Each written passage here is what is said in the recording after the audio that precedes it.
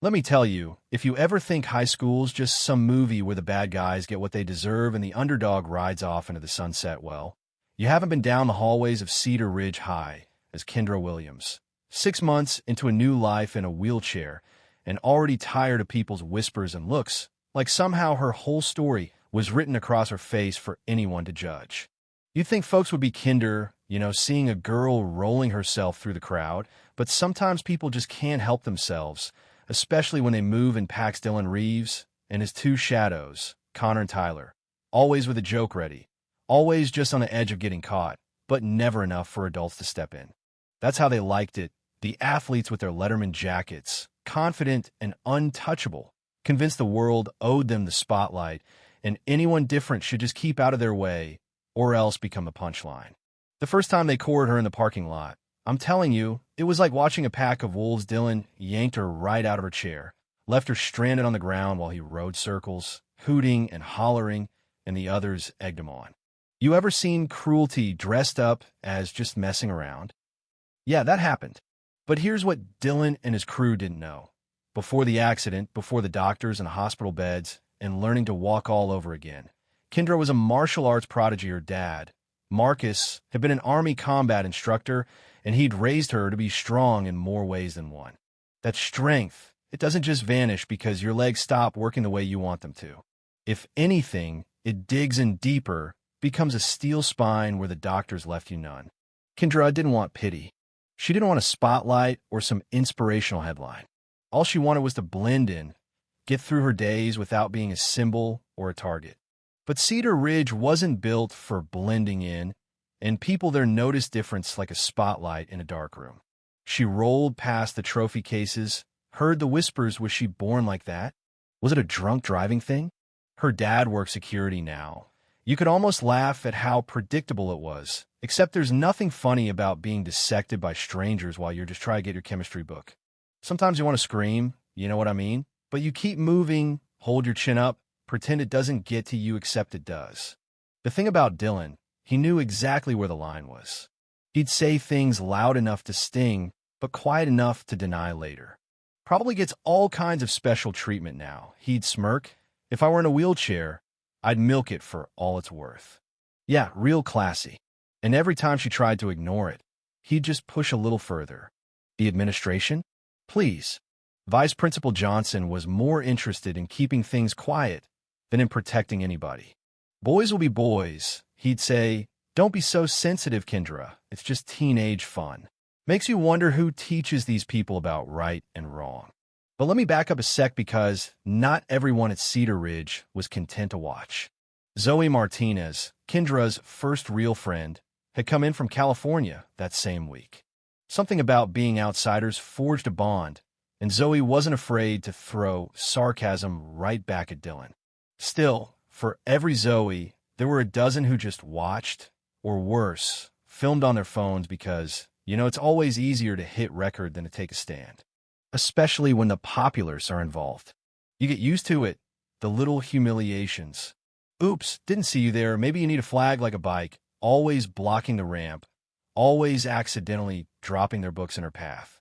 The cruelty was sophisticated, plausible deniability wrapped in smiles nothing you could pin on them. Nothing the adults would bother with. You keep scoring your head, waiting for someone to say enough, but nobody ever does. Not until it's you. At home, Kendra's parents saw the toll it was taking her mom. Nia kept the physical therapy going in the garage, while Marcus watched with the careful patience of a man who's seen real pain and knows when to step in. Some fights are worth fighting smart instead of hard, he'd tell her. But there comes a time when even patience starts to look a lot like surrender, and Kendra was done surrendering. The breaking point?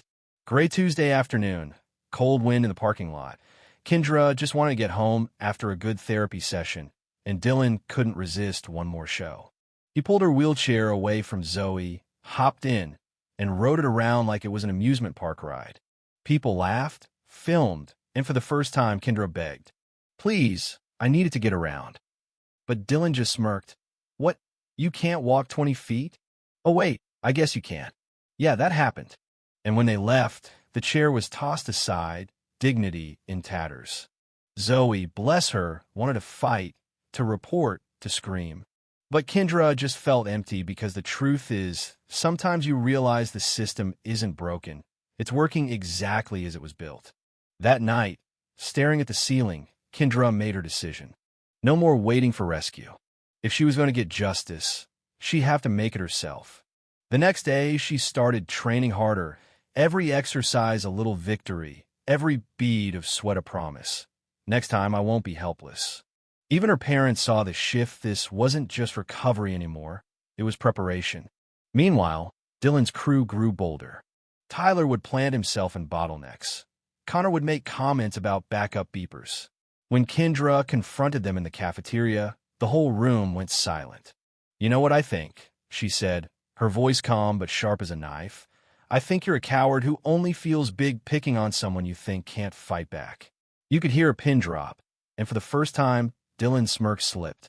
Sometimes silence speaks louder than a scream.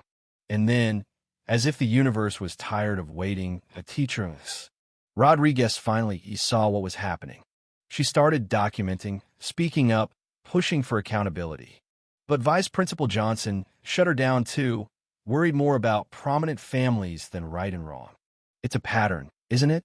The adults talk about bright futures and not overreacting, but never about the future of the kid getting hurt. So, Thursday afternoon, the final test arrived.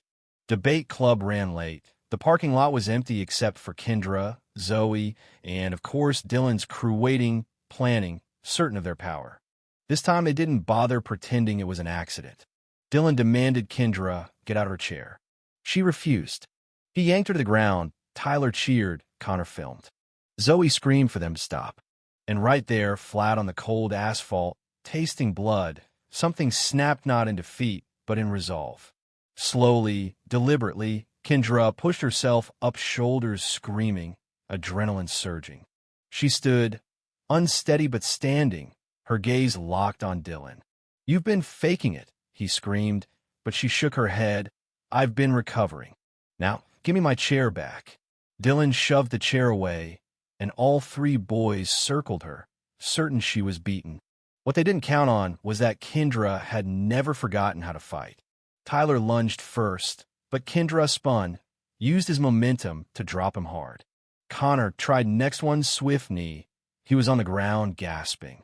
Dylan, still refusing to lose, rushed and wild, but Kendra ducked, landed a palm, strike to his nose, just enough to make him stagger. She wasn't there to hurt, just to prove, "I am not your victim." The fight ended with Dylan bleeding, Tyler and Connor limping, and Kendra standing tall. Zoe filmed the whole thing, hands shaking but steady. MS.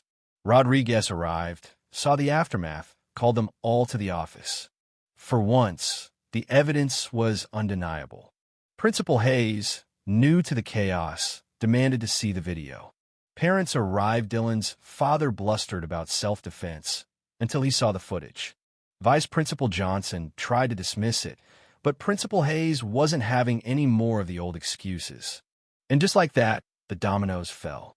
The boys were expelled, Johnson fired on the spot, new anti-harassment policies swept through the school. Kendra became an unlikely hero. Her story went viral. Letters poured in from across the country. And for the first time, she could breathe. Not because the world was fixed, but because she'd taken her power back. 3 weeks later, Cedar Ridge felt different. Teachers watched, students spoke up, and Kendra walked the halls with her head high, wheelchair by her side when she needed it. Not because she was hiding, but because the choice was finally hers. She'd become a voice for others, inspired kids miles away to stand up, and forced a community to ask itself hard questions about justice, about complicity, about what we let slide because it's easier than taking a stand. So, let me ask you, what would you have done in her shoes? When the system shrugs, when the crowd films, when power protects itself, where do you stand? Leave a comment below. Let's talk about what real courage looks like, and whether we're ready to stand with the Kendra Williams of the world, or if we're still making excuses for the Dylans. Because sometimes justice doesn't come from Abavites built, one stand at a time, by those who refuse to be broken.